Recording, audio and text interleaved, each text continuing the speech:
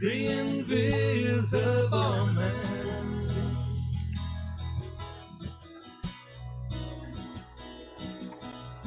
Oh, the invisible man. Well, hello everyone, and welcome to another edition of The Invisible Man. As you can see, either Ryan's not with us today, or he looks an awful lot like Carrie, Luce, Forsythe. Who's stepping in and lending. Your animation is amazing. I mean, you made me look just like Luce. Yes. How are you guys? Right. So my name is Mark David Stallard, and of course the guy at top there is the famous or infamous Colorado Phil. Hey, how you doing, Phil? Colorado Phil, how you doing, baby? I'm doing. Here we go. I'm feeling a little out of place here. There we go. That was a little bit like lacking in explanation, I thought, but that's fine. Who, me? Yeah. I'm doing okay. I mean, it is what it is. Yeah, you're telling me it is what it is. I'm just scrambling to do a little bit of sharing here. So, all right. Well, what is our topic today? Anything? Our topic today is what are we going to talk about today? I've got a couple of things. New reality. How about that? Yeah, we got a reality of COVID-19. Couple of things I want to talk about. But first, if I can set this up quickly, Ryan couldn't make it. He wasn't feeling well, so he actually. We were anticipating both you and Kyle being on the show at the same time, Luce. So we'll just tell Kyle that this happened. And just a little video clip from Ryan. Kyle's joining us. He's rousing. We've been in the studio all night. I mean, if you'd like a little load and Cannabis Castle update, Kyle and I have been working like little elves around the clock, trying to keep the masses entertained. But actually, we only entertain ourselves because we're in quarantine. But we're out of it now, and we're trying to. Actually, Kyle and I are writing a new album. Nice. So this weekend, we're getting ready to maybe film a video in the next week or so too. So. Oh, nice. Well, let's continue to talk about that. We'll get Ryan's clip out of the way. Just Okay. Oh, I know. Who's that? That's Kyle. He's joining us. So let's do that first. Oh, Kyle's gonna go on his. See, then he has control. I didn't want to show him in the background. Hey, Kyle. Hey, Kyle. How you doing? You look like crap, man. I mean, you look great. Are you there? Is he awake? Can you hear us? He's up now. Yeah. I'm trying to do this. We're in the same room, so I'm gonna go somewhere else. No, you're good there. No, we're getting like bad feedback, so I know that's why. I have to turn my shit way down. The professionalism in the castle today is off the chain. No doubt. I gotta turn my phone way down for this to work. So okay, Kyle is going down in the castle. I am up in the turret. I'm up where the creative juices flow and people can pass out. All right, you're right next to each other. Emerge. You've That just seen That would do with your own eyes. So hopefully he gets a signal because he's gone dark. Anyway, while we're waiting that, hey everyone, it's Ryan from It's All in the Mind. Oh, Kyle's going to my office. Oh, we go. Was that Ryan? That was Ryan. Here, I'll just put him up on the screen. There we go. I got the glasses on. Okay, here we go. Ryan's not with us, Kyle. He's just gonna. Chaos. It's like you maybe need a first beer. Kyle has got two on the go. I'm actually delivering water and beer to Kyle right now as we speak. It's like trying to herd a bunch of cats. God, Yes. worse. That's Cannabis Castle. No, more like ferrets. Ferrets. Oh my goodness. All right, well, we're stable now here. Sorry, we're a little bit. Usually the technical difficulties affect us before we go on the air, but this is the first time for a long time it's been during. This was a human technical difficulty. It's human difficulty going on over here. But honestly, we haven't had a lot of weeks, but we're very honored to be here today. The technical difficulty, so. I did make the mistake of telling you, come on when you feel like it, so that's my fault. Yeah. Okay, just a quick note, a little quick video clip that Ryan put together. Come on, when I feel like it. Okay, I'm going to leave then. What? Okay, here we go. I don't feel like it right now. All right, here comes Ryan's notes. Hey everyone, it's Ryan from It's All in the Mind and the Invisible Okay, Man I'm Show. going to stop that because we cannot hear it. Uh-oh. Aha. I could like pretend that I know what he's saying and just say it. Hey everyone, To his lip sync it's and Ryan make up from It's stuff. All in the Mind and the Sorry, Invisible everybody. Man This is Show. the best ever. I won't be joining you this week. It's been a bit of a stressful week, and I feel a little burnt out. Okay, it gives me and I'm great- going to start that again because we He didn't hear almost it. got There it. we go. Hey everyone, it's Ryan from It's All in the Mind and the Invisible Man Show. I won't be joining you this week.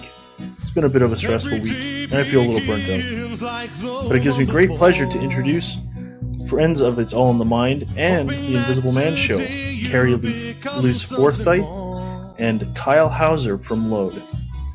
Both have been on the show before, and we're happy that you could be back. I'm sad that I won't be able to hang out with you guys today, but I hope you guys all have a great show. See you guys later, and have a great show, Phil and Mark. There we go. Aw, Wasn't that lovely? I can almost hear wanna it. shed a tear there for Ryan. I hope everything's okay over in his domain. Like shit. I hear That's it in rough his times. voice. I hear it in his voice. Yeah. You take care, man. That's good. So, He sounds very stressed.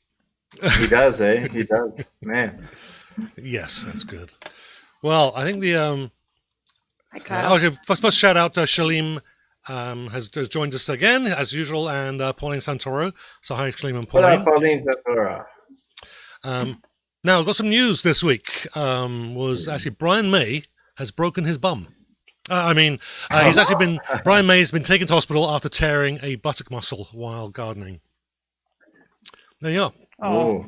All right, torn butt muscle is like a little less dramatic than I was imagining like a bone in there. Yeah. And When Bad fall. when you hear somebody broke their butt, that's not what you expect to hear. No, I had a few different scenarios going there. I went for the best one possible. well, it was Am I the only one that's focusing on the fact that he hurt himself gardening? well when I first saw it. So it was the tearing of Like buttock that's muscles. Spinal Tap. know, That's it like was so funny. Spinal Tap. Didn't they lose 2 drummers that way? Bizarre gardening. That was accidents. Load. Load lost 2 drummers that way. And It's All in the Mind has lost many And drummers. speaking of that, where is our drummer today? He's not arriving. But no, no. Well, he wasn't. We won't talk about that. Yeah, Brennan wasn't invited. He's not. As I mentioned offline I'm there. not talking about Brennan. Whoa. Don't put words in my mouth. I'm not talking about Brennan. No, well, Hey, we thought you speaking of were. low drummers, we got a nice shout out from Mike Hebert this morning, Kyle Hauser, who Mike wanted to check in with us, see what we're doing, see if we needed any online drumming. I'm just letting you know. You're just in the other part of the house. I haven't been able to update Kyle yet. All of us musicians are desperate for work these days. That's I bet. the truth. Yep. That's the truth.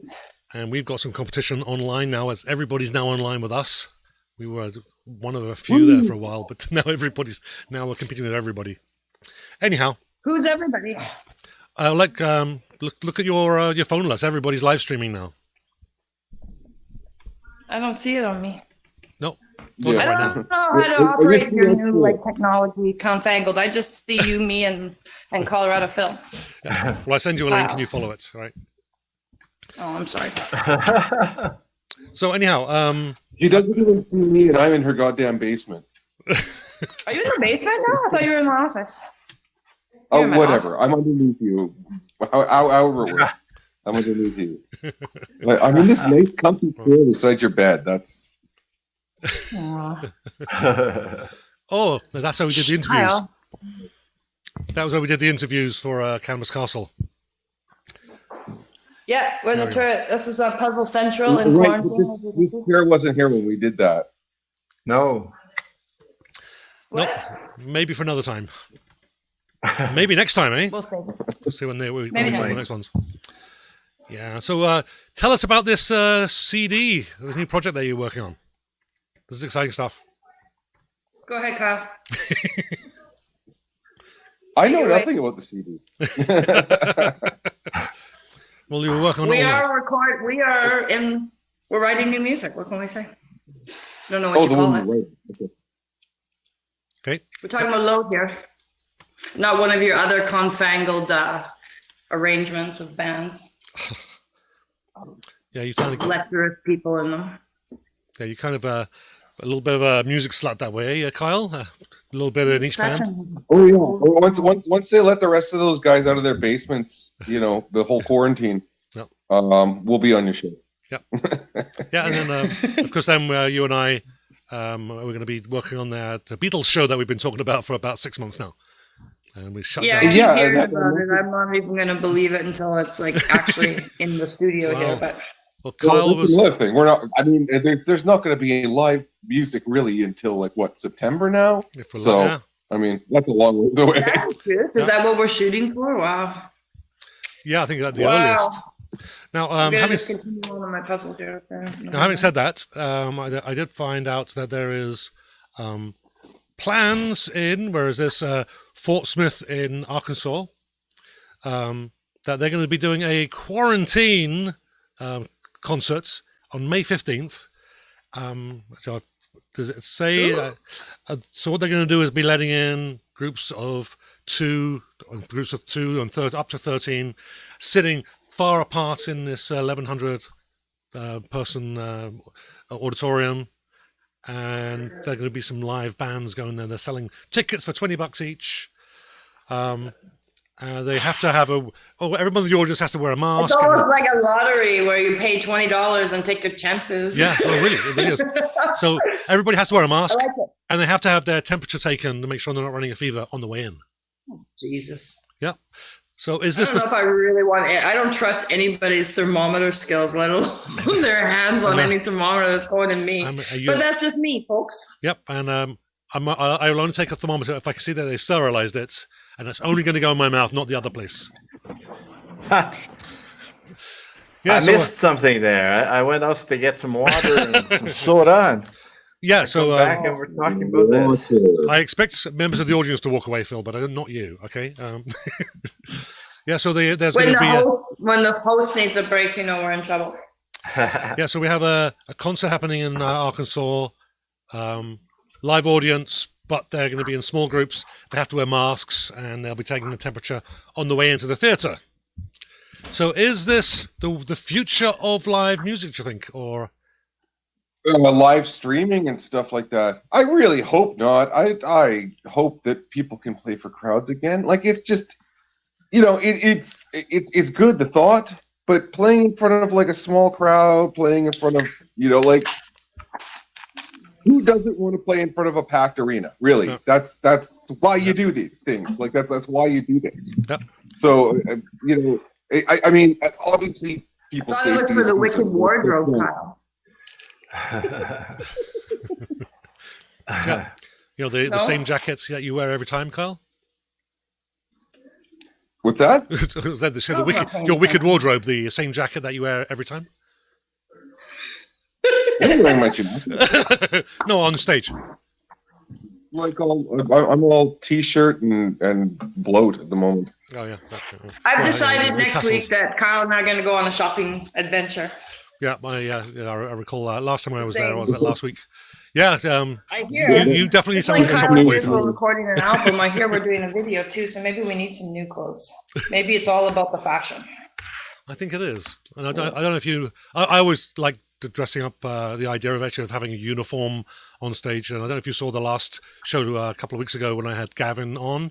When we were in our 20s, we had waistcoats on. Mine was red on the front, and he had his it was gold on the. Mine was red on the front, gold on the back, and his was the other way around.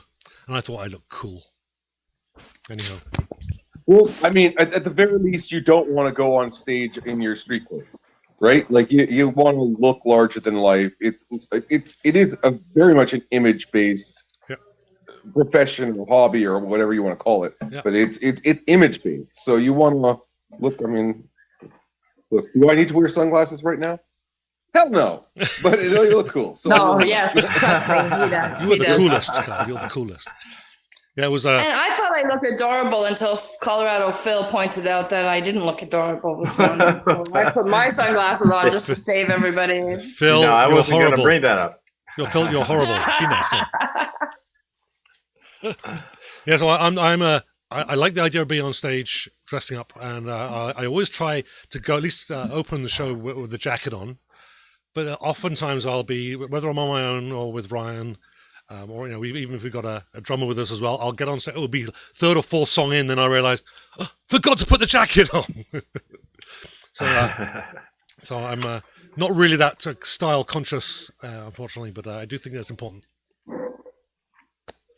Well, on the few times I learned to put my jacket on over top of my guitar strap because, well, I sweat like crazy on stage. So, you get a couple songs in, I'm like, I'm just like, go to the back of the stage, sort of shake it off, and I'm have a t-shirt on underneath or something with sleeves that my body can breathe in. Yeah. Fashion tips and gigging advice from Kyle Hauser of Load. Thank you so very much, Kyle. Oh, that wasn't Kyle from Hamfist. Oh no, that wasn't Kyle from Hamfist. Okay, he's a different guy. Different guy. Oh, did you? Let's not talk. Kyle, we can't hear you. Must be crappy Wi-Fi there. Yeah, Kyle, you're in a bad place. You got to come out of my office. No, God knows what he's doing. Kyle, move away from the bad place. No. Follow her voice. Phil. Oh, Phil. How are you? I don't want that to happen because then you're just going to get an infinite feedback loop of Carrie echoing throughout the podcast. So that's blah, blah, blah. Oh, jealous. He's so jealous. If it's not about Kyle, it just can't happen. That's the problem. Okay, Charlene, the closest thing you get to like living here, so just Carrie's voice non-stop. Oh my God, I have stories to tell. That's all I'm gonna say, and I'm gonna just keep quiet now. But she's usually so quiet and soft spoken. Pissing me off. The truths are gonna start coming out. Oh. Okay, Shalim has actually just made a comment. He's beat me to the punch, but just reminding little Richard died yesterday. Oh, wow. And it was on my list of things to bring up. Yeah, so for me, it was, I guess it's not so much. I was kind of a little bit surprised. Wasn't sure if he was still alive, to be honest, if you'd asked me yesterday. But yeah, he was a big influence in music there. It was that style of music that was a big part of me. It was the Chuck Berry and Eddie Cochran's and all that, and Jerry Lee Lewis. They were big influences for me as well. So yeah, it was a sad to hear it. What are your thoughts? Big influence on you guys? At first I thought you meant Jerry Lewis, and then I thought, yeah, that's true. Jerry Lewis. Goodness gracious, great balls of fire. You know that one. Oh my God. That's me. I'd look it up on my phone, but I'm on it. How old was he? Oh, I have it right here, actually. 87. 87? I was having some... 87? Okay, so that's a decent... Yeah. That's a decent life. Yeah, decent run, I mean, like, he had a career and he made an impact, so it's not, And, I mean... it's sad, but it's not necessarily a tragedy. I always laugh when there's, these older rock stars who are in their 80s and stuff. They're like, they pass away. Yes, it's sad, obviously, but it's people are like, oh, it's so tragic. I'm like, no, somebody dying at 25, that's tragic because they got a career ahead of them. Yeah. Somebody who's already made an impact and hasn't made any new music in the last 20 years. That's kind of that's a life well spent. Yeah, for sure. I mean, he influenced. I have to. I'll be honest. I'm not. Not that I don't like his music. I'm just not a fan. He's never been on my radar, but he's influenced a lot of the guys that I like. Yeah. Like he was obviously a big influence on the Beatles, right? Like and the Led Zeppelins and the Stones and all that of the world. So he made his mark. Yeah, for sure. I loved his music as I was younger as well. But he had been in poor health for many years, hip problems, and he had a stroke and a heart attack. So it wasn't a surprise if you knew him, I guess. But he was, I think, of all the other things, he might not necessarily be remembered as so much of a poet as some of the others of his era. Although he did invent a word, a wop bop a lubop, a wop bam boom, which was brilliant, and I'm sure it's in the dictionary. Oh, right. That song. Yeah. I don't know if it is, but I'm sure it is because everyone says that, right? Anyway. See, I'm young enough that some of my earliest memories were of that song, but not from like when it came out, when it was on that. What was that movie that had the big soundtrack? You could narrow it down a bit, man. That's like saying, "Hey, I know Tom from Toronto. Do you?" Oh, you know him too? I do. I know Tom from Toronto. He's dead. Oh my he? goodness! You know who else is in the castle? Michael Somerville. Hey, Michael. Hey, Michael. Curious fucking adventurer. Hey, here he is. Look. Hey, Michael, you're on The Invisible Man. How you doing? Hello. There's Michael. Hey, Michael. We allowed him out of the kitchen for a minute. Now he's got to go back. Go. Adios. Excellent chef. Absolutely wonderful He just came and food. took the bottle of wine, actually, to be honest. That's That's what happened there. well, it is the afternoon, That's so what I mean, I think it's a bit early, but I guess it's not, is it? It's later. It's like later a in the day. brunch out there or what? I couldn't hear you, Phil. I said, is it brunch over there or what? Yeah, it's like mimosa time. He's carving a roast beef right now and serving us some scalloped potatoes. So Is he that's really? our buffet. I can be there in 20 minutes. Kyle's like, I can be there in 34 seconds. About 12 hours, but And most of that time we'll just be standing up. I would, but I do actually care about the audio of the podcast. That's why I'm like self-isolated in this office here. Well, we appreciate your thoughts. Speak for yourself. I have my fingers crossed. So Bryan Adams early this year had was it 40 years since his first album, self-titled. So any thoughts on Bryan Adams? A big influence. I do. I have some thoughts on Bryan Adams. Okay. First of all, I believe, music aside, find him to be a little bit of Canadian royalty because I believe 100% that he's actually Prince Harry's real father. So I honest to God believe. And so I was going to say, what anniversary are we celebrating? How old is Prince Harry? Because I'm telling you that he, not only was he a best friend to Princess Diana and actually traveled with her, he wrote a song about her. And he bought a home within a block of hers in England when he moved to England. So Stalkers do that too, though. And within the year that Prince Harry was born. So I'm just saying. And he looks just like fucking Bryan Adams. Look at Prince Harry. He looks like Bryan Adams. That's where I think Bryan Adams is Prince Harry's son. Oh. Stalkers do that, you know. he's his My father. house close by. What? Stalkers Does he also do write that. songs? Nope, he was. Does he also write songs about cheating on women? That's kind of Bryan Possibly. Adams' thing. Possibly. Yeah, so Prince Harry Writing is. songs about cheating on women. That's kind of like listen to Bryan Adams' lyrics.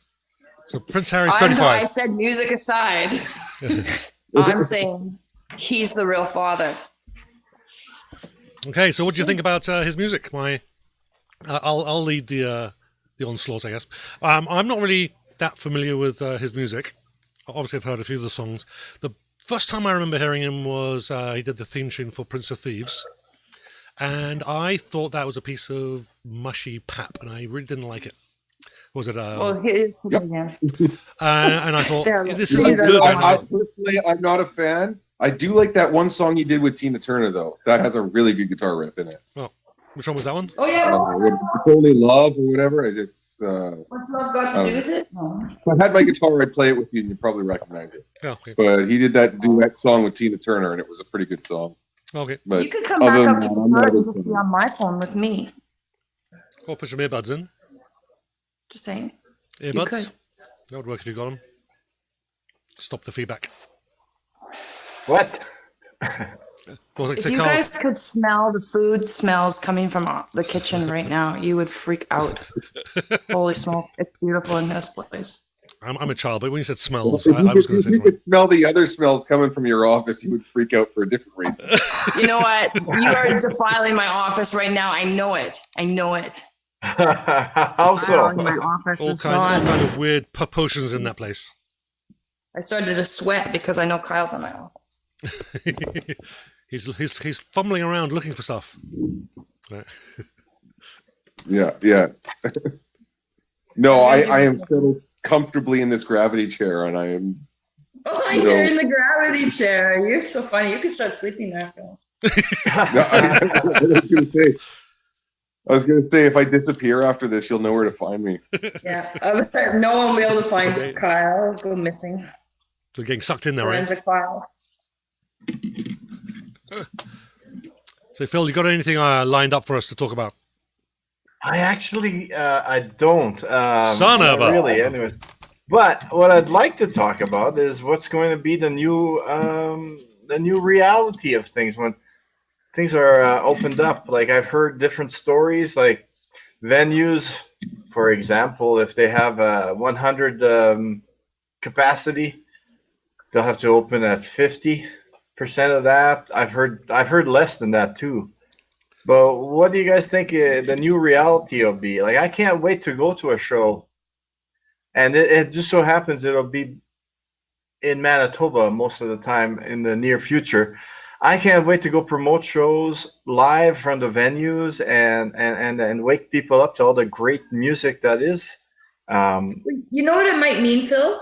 Maybe it means that we go back to a different type of way of doing live music, where instead of a band playing one night, plays like 4 or 5 nights, like 3 nights or 5 nights a week or a weekend kind of thing, where people get a chance to be introduced to fans and you get to play a few times, get used to the stage, gather some people and some support that maybe a couple people spill in at the beginning of the week and later. And then on the weekend you're packed because word of mouth has happened and people come and see your show. And like, maybe it's got to be something that's a little bit more band friendly that works. If we're gonna limit how many people can come, we have to think about what our food and drink price is going to be like. Right. Venues are going to be like, you bring your own booze. It's only you're paying for the band and you bring your own shit, and it's like, it's like a festival kind of feel where you're not being served. Like, I don't know, but I think that it's going to go back to bands being able to build a following easier. I hope. Yeah, that'd be nice. I think the venues are there to make money, right? If they're not going to make money, then they're going to shut down. That's I have a much more darker outlook on all of that. I think everybody's talking about there's going to be an economic crash, and I mean, like, the last thing people are going to need is bars. So even at the very least, even if bars do stay open, they're not going to be wanting to pay live entertainment. You're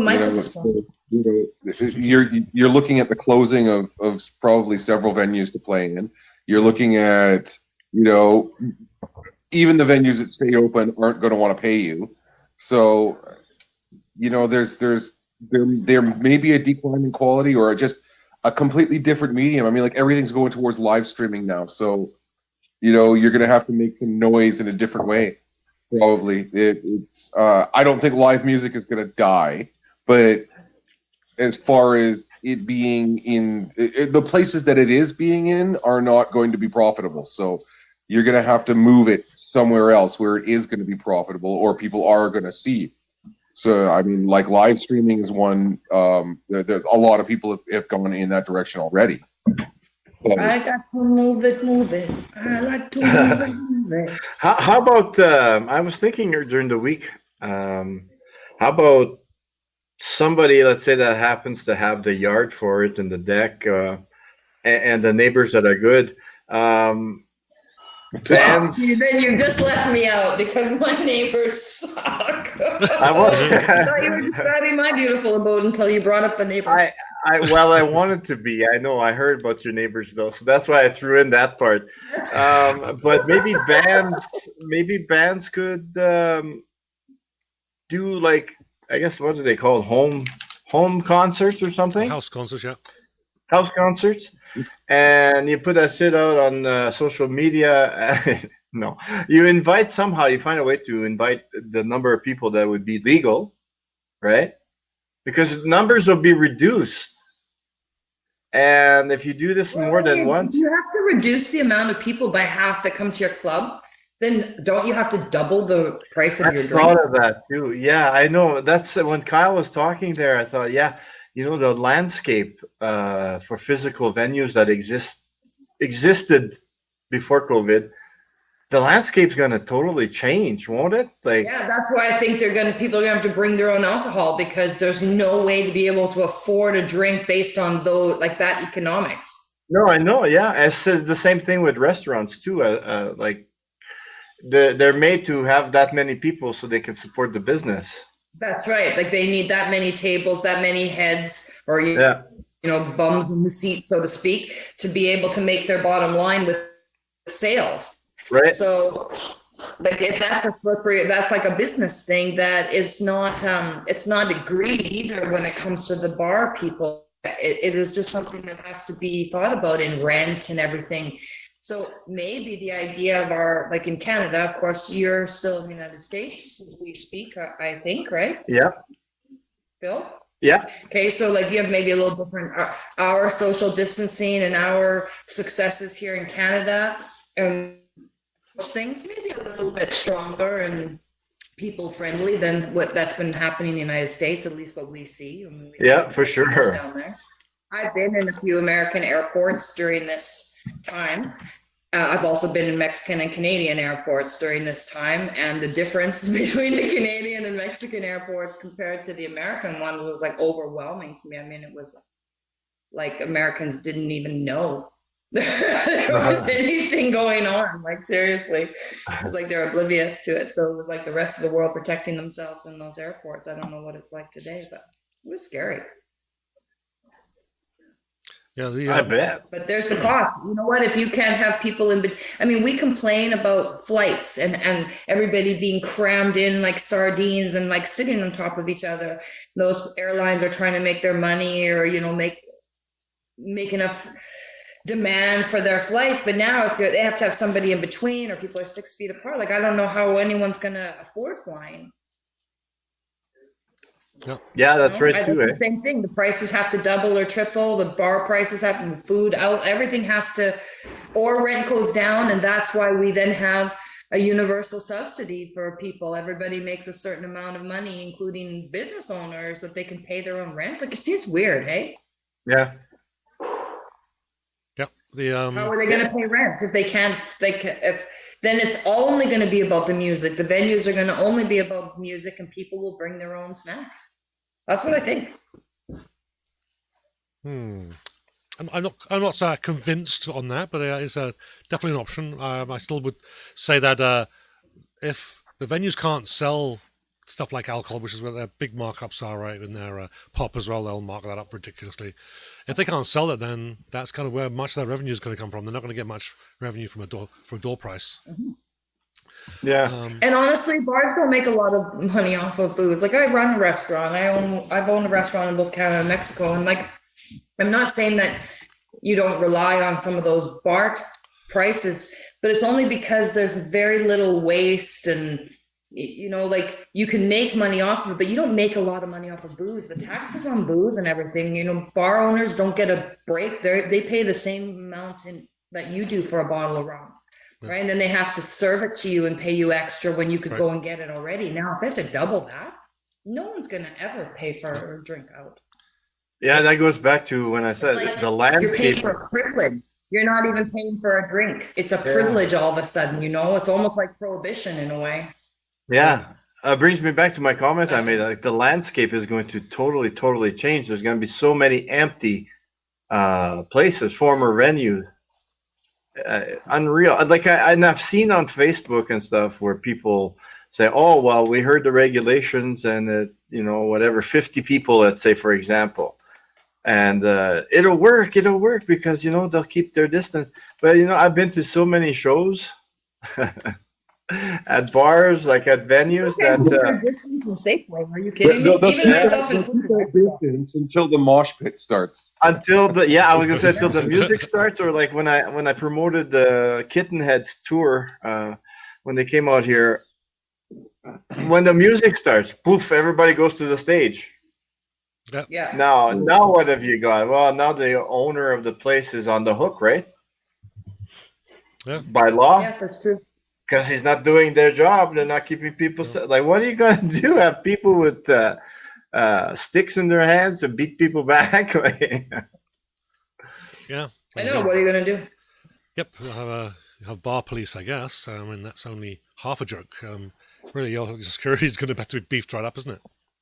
Yeah. People in line. Well, the Winnipeg people on this thread, what do you think about the new LC rules? Like when you come into a liquor store now, not just for COVID. I mean, they've got a whole COVID thing, but they also have like the Young Offenders Act where everybody was stealing alcohol.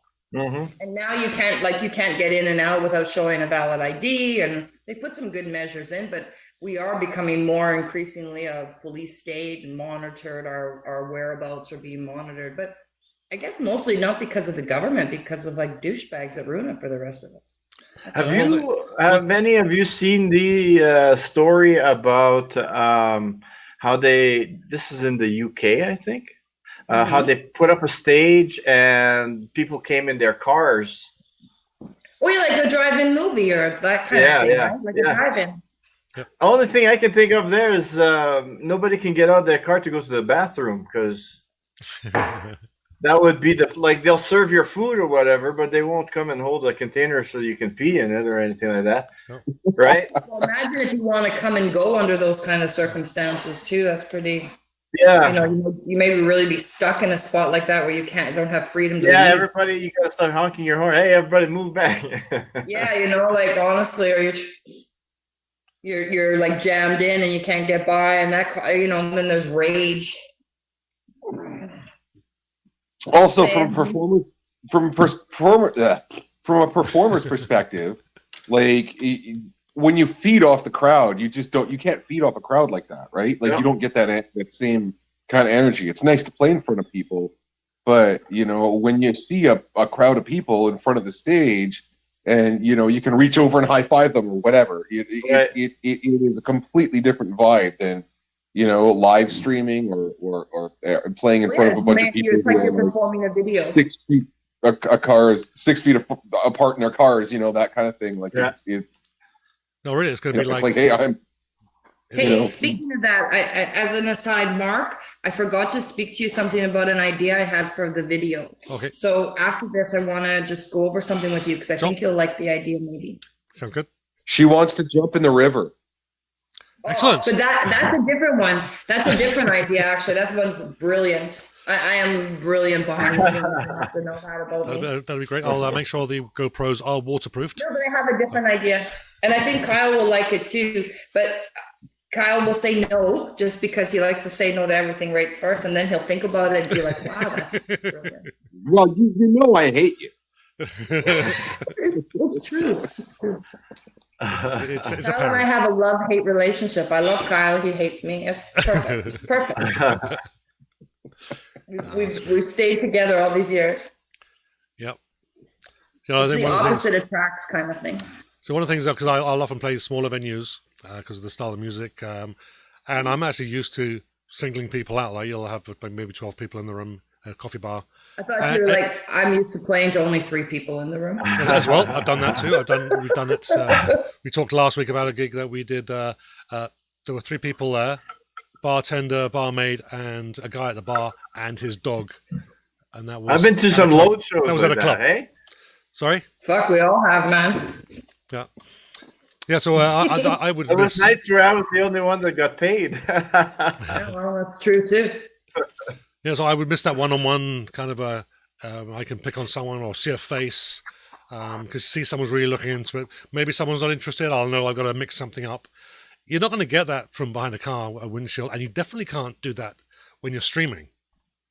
No, you might as well be filming a video, right? Like and I was even because I was planning to do a show with Carla Bonnell last Wednesday, but she was unable to make it. So we're doing it this Wednesday. Plug. And while I was setting up the sound. I realized, wow, I'm not performing well at all. Because I recorded it so I could hear what the sound was like. So I've really got to learn how to perform on this streaming services too. It's a different skill. Kyle will give you some tips. Yeah. I will say, we were talking about different types of how you do a live show. I did one, what was it, a couple years ago now, with an acoustic trio, and it was one of the more unique gigs that I've done, but it was kind of like a house party or like a wine tasting party or something like that, and it was us and another band, and it was just all acoustic stuff.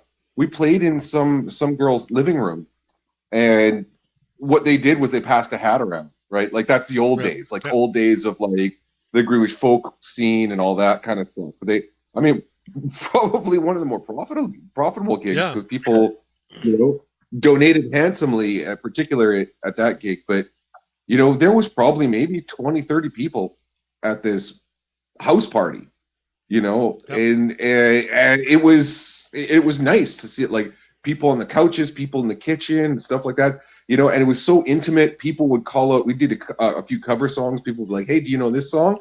And luckily the band was good enough. We could like launch right into it. It's like, "Hey, you want to hear Freebird acoustic? I know a guy who can play it." But I mean, for real, like it was a lot of fun.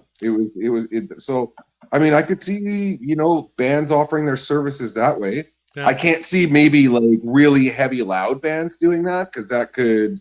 Not everybody, first of all, has a house that would support that, and it's just so loud that you can, but the more acoustic or middling, well, that kind of style of music. It's All in the Mind, for instance. It's All in the Mind, that'd be perfect. We got a guitar and a bass. We only bring in a drummer when we're doing the bigger venues. So I did a house concert at my sister's place in England last year. That was a lot of fun. They weren't giving me the money though. But one of the more profitable places that we did was a coffee shop called, or it's not there anymore, but on Panet, Exquisite Taste coffee shop, tea shop, and they would have once a week live. It was a live band, and they would. At the end, the owners would say, "These guys have donated their time; they're not being paid." Encourage people to pass the hat around. We came up, me and Ryan came up with out of the $80 each. Wow. $160 in the hat. It's like, wow, I could do this every night and live on that, Yeah, live busking. Unfortunately, they're not around back in my 20s, I used to busk in the Osborne Village. I was talking to Carrie about this earlier. I'd busk in the Osborne Village, and I mean, it varied on the time of year, but a time like, this sort of time that we're in, springtime, when people are finally getting out of their houses and walking it. And Osborne Village was very, it was a hip place at the time. Not like now where all the condos are going up and stuff. But people would go out, and they're all in good moods. And I'd sit there on the corner and like $35 easy in an hour. Yeah. Yeah, I think that's for me is where I hope the future is going, because house concerts are great. Going back almost where you can imagine what the Victorian days were like when everybody entertained themselves, right? Somebody would sit at the piano and play some music while everybody else listened. Obviously, different. We'd get some bit of a whip round when we're done, but I'd love to do those kinds of shows. If anyone's listening, and that was kind of the thing to do, right? A lot of times it'd be the kids that were entertaining, right? Yeah. Because you're like, all of the upper class parents, they'd put their kids into music lessons, piano lessons, and that sort of thing. Yeah. So why don't we have like a blues jam here at the castle that we can live stream? So we can only have over, like literally, we could just have the musicians over. And everybody could have their turn in the area and do 2 or 3 songs and just do like, instead of like a 4-hour blues jam at Anavet's or in a bar, why don't we do that here? Why don't we try it? Yeah, let's do it. Invite people. And they can just, people can just kind of come and go, and there's lots of spaces. We could set up a few different places. So somebody is playing here outside, and then the next band is set up inside. So then we just move, and then there's like maybe 3 stations, and then we just kind of move bands like so that people aren't next to everybody. Now I'm going to be the director of me is coming out is we how are we going to film that? But anyway, that's logistics. We can talk about that later. Not at the same time. I'm just saying, like, if we stagger where the performances are, right? So, like, you're not getting up on the same stage right after somebody performs. So there's, for instance, here, it could be on the deck. It could be in the gazebo. It could be in the dining room and in the turret and in the recording studio, right? So there's all these bring different your own microphone. What? Bring your own microphone. Yeah, bring your own microphone, and we have gear all set up so that people just have to plug in their instrument, and then they bring their instrument in and out. Nobody shares instruments, but we could certainly share the gear that's here. Yeah, definitely. We can make it work. Let's do it. That might be very interesting, and it almost kind of goes into the idea I want to talk to you about later. Don't. We're going to ruin the surprise. I don't know. I know what we're going to do now. This is a great show, because I swear to God, you guys, everybody out in listening land, Lode's going to do something really cool in the next couple months with the Invisible Man and Cannabis Castle Cruise. We're all going to come together, and we're going to do something like really unique and beautiful with music, and we're going to set the pace. Indeed. I've decided. Let's do it. I'm excited. Let's get a load on. Okay. Oh my gosh. How you doing down there, buddy? I'm fine. Bring me my beer. You want a beer? I'll bring you a beer. Well, I've got one up there. I have one up there. It just, I didn't bring it down. Well, if you're going to get a bit of him, then I'll have one too. Right on. I guess. There's a man that knows what he's talking about. Yes, indeed. So I have to wait. Anyhow, right. Well, that was it. She was leading the show. We're lost now. Yeah. So we go back to the future of music. That's kind of interesting to kind of see how this is all going to turn out. I don't think for a second that this plan this concert that we were talking about in Arkansas, having groups of 2 to 13 people and spread them out in a venue. Here we go. So here are the numbers. So the venue was fits 1,100 people, and they were going to only fit 229. So that's going to kill the atmosphere in the room, isn't it? Surely it's going to be completely dead in there. There'll be a handful of little pockets of people. Not all of the atmosphere, the acoustics are just going to be bizarre. That's going to be. That's going to be so much empty space with sound bouncing off of it. That sounds ridiculous. Like, do you guys think that it'll would it come down to having to accommodate social distancing? Would it need just a bigger building? So I don't think so. Honestly, how you got to ask too? How long is the? First of all, people aren't going to put up with it for that long. I mean, no. I need a hug, right? And now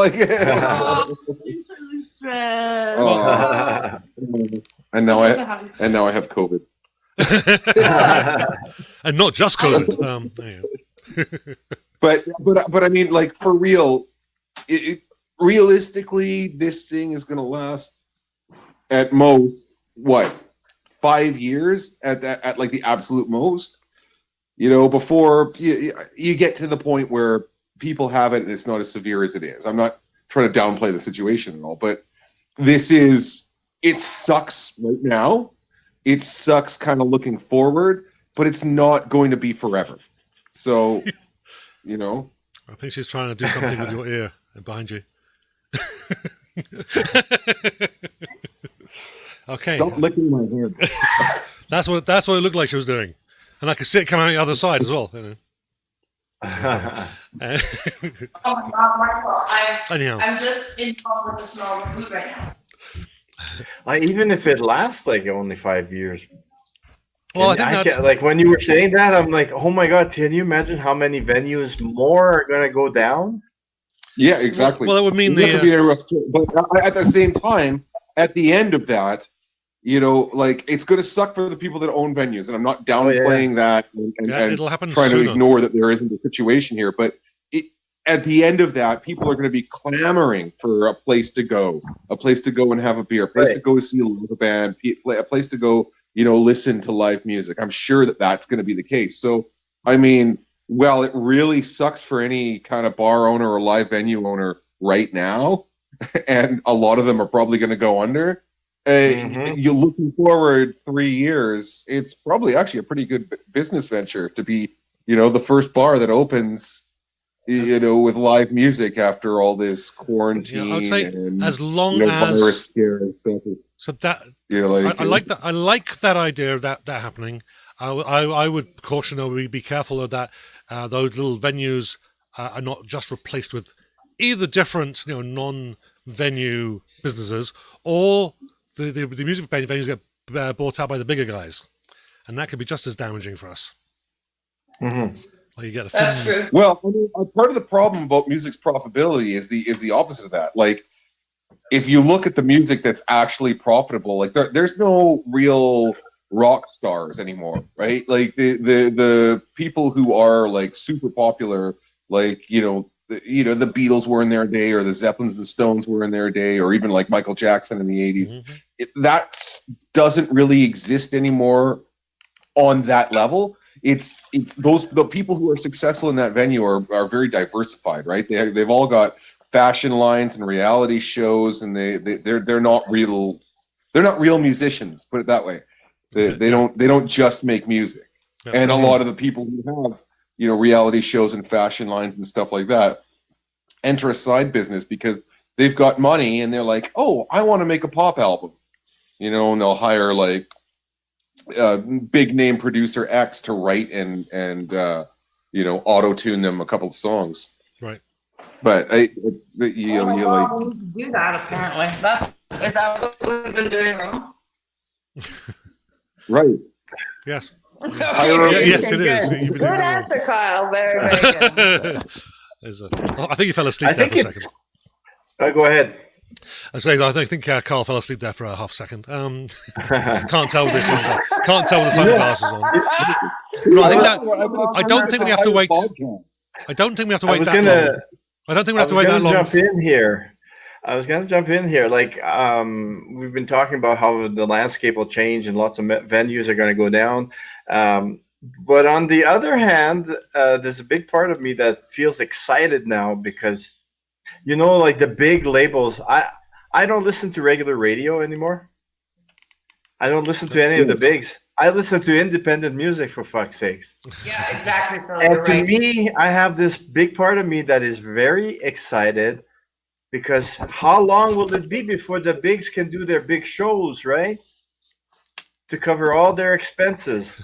But independent music artists, you guys and guys and gals and everybody, I don't know how to word it though, but I think it's going to be an exciting opportunity to get more people aware of their area's musicians and talent and stuff. You know what? Does that make sense? I believe that I'm coming out of this COVID situation in a better situation than I was before going into it. Do you want to move your phone, Luce? Can you fix your camera? Yeah, move your phone. Can you fix your there camera? We go. That's better. There you go. You were sideways on. Is that better? It was hurting my neck looking at you. I think in the end, on the floor. I think in the end that we have the opportunity. And I'm taking the opportunity, I'm being an opportunist about this situation, to come out of this a better person, a better musician, a better businesswoman, a better mother, a better person. I just feel like the things that I've been doing for the last 30 years of my life have like come into play, very important. If you know anything about my background, medicinal plants, homeschooling. Do you know that 10 years ago I was considered, or like 15 years ago, I was considered like a moron for homeschooling my kids and like a pariah, and people made fun of me. And now everyone's like, yeah, homeschooling online, that's the way to go. And it's like, well, I've been preparing for this for a long time. I really love working at home. I like being in my own world and going out and I love entertaining crowds, but I also like the idea that we don't have to be so reliant on so much. Mm-hmm. So spiritually, we get a chance to step back. Emotionally, we get a chance to get our shit together. Financially, our governments are actually helping and seeing, and maybe it's going to create a good change for our future. I really think something positive has to come out of this. And just this reflection time, this time alone, I think everybody gets a chance to reset and become a better version of themselves. So that's how I'm coming out of this. I'm coming out of this a better person. Version of myself. What did you say? I said, in my case, it's a drunker version of myself. Yeah, well, that's the way we like. We do like it that way. Well, you have no choice. Sure. That's it. That's the only one, right? Well, it's I can't 3:01. wait. I don't know what your time schedule is, but I'm gonna say adios, amigos, for the All right. afternoon. Okay. Because I have a little commitment now at 3:05. Are you staying with us, Kyle? What's that? You can hang around. I'll stick around as long as you need me. Okay, yeah, just be a few more minutes. It is we have almost hit the hour there. So, okay, thanks, Luce, and we'll talk about your ideas Okay, and later. if I can pop back in a little later, I will. But I just got a little commitment right now, and I love you guys, and I'll talk to you soon. Everybody out there, have a great day and stay safe. Yeah, thanks a lot, Luce. Bye. Appreciate it. Thanks for jumping in. Thank you. Okay. Right, is she gone? I will Good. Now we can talk about her. God, what? No. I will say in regards to Phil's comment, and this is just more of an idealist sort of situation. I don't ever actually seeing this happen, but I would really love to see this happen. Like, in Canada, that we've got the whole CRTC, the Canadian content rules. Yeah.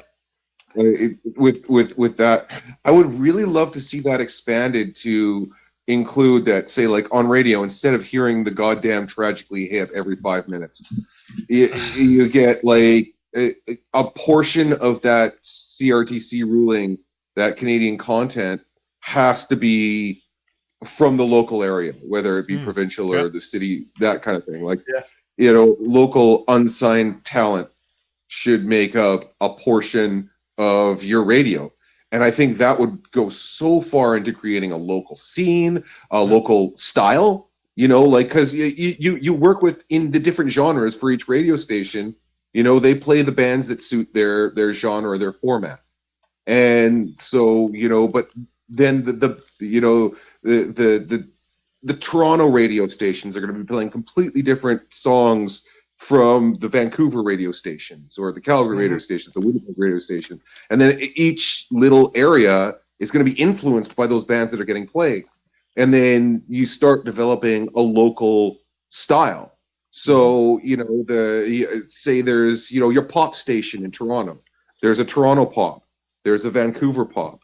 There's an Edmonton pop. Like there's each little city has their own style of pop music or rock music or even like hip hop, rap, that kind of stuff. Like everybody kind of gets their own style, and it's not just like hip hop in the States. There's like your East and West kind of variations of it. Or like blues, everybody talks about there's Chicago blues and Texas blues, but I mean there's or Mississippi. There's a couple of it'll be more like that. Actually, I was going to bring up the blues as a good example of it. There's different variations of the blues because it was so regional at the time. And I think if we could get to a point where music is like that, I mean, it'll probably have it'll be a little bit less profitable. You're not going to have your rock stars that influence everybody.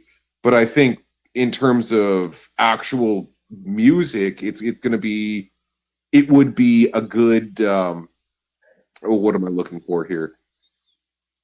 Just a good way to shake up the scene and have variations on where you go and kind of give it that kind of feel, like that, like a down home feel. Everybody's got kind of their local flavor, right? Mm-hmm. Yeah, that would. I think that would be a nice actually thing to have. I mean, having the big rock stars isn't going to affect us, right? If there aren't any big rock stars, we realize by now that's probably not going to happen for us, but we might still be able to make a living at this at some point. Right. But the thing with the big rock stars, right, is it sort of homogenizes the scene around it. Yep. The Beatles make it big, and then suddenly everybody's trying to sound like the Beatles, and then whatever, Led Zeppelin makes a big impact, and suddenly everybody's trying to sound like Led Zeppelin.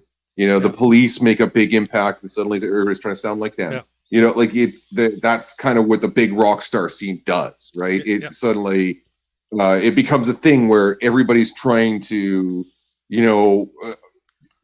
they're digging for gold all in the same mine, right? Yeah, yeah, Mhm. yeah, pretty much. Yeah.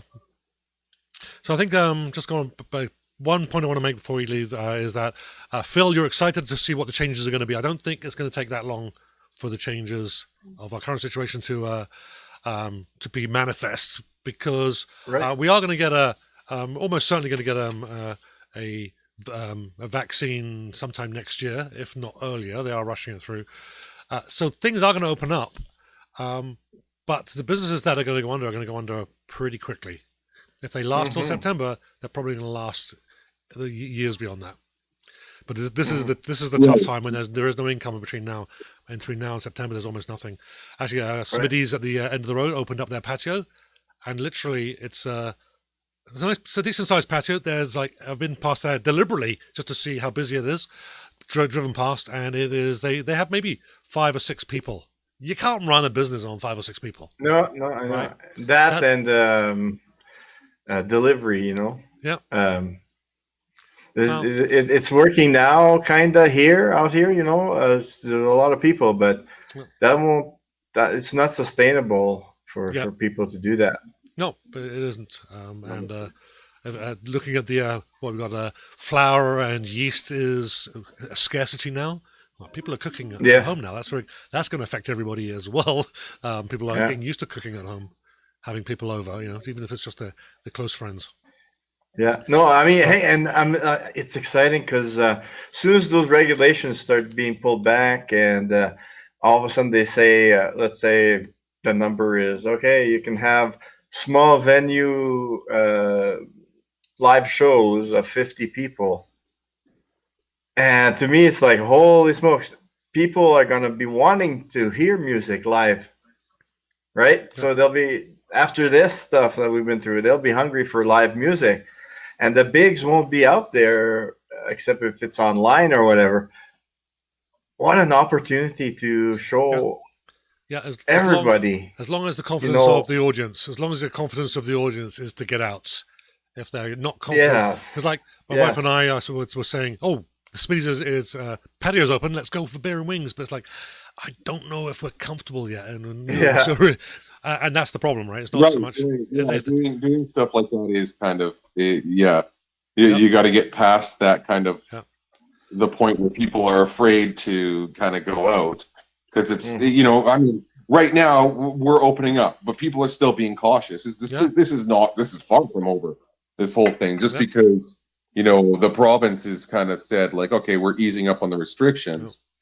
That doesn't mean that, it's all gone. COVID's gone. We've only got unless you go to Canadian Tire. Oh, they've sneezed on a bus, and then you've got a bunch of people. So Canadian Tire pretty much overnight ripped up pretty much all the masking tape or whatever on the floor, telling you which way to go, and the stickers. They've pulled almost all of those up, except for so some places are just are like treating us like, they've left the lines for the checkouts, and that's it.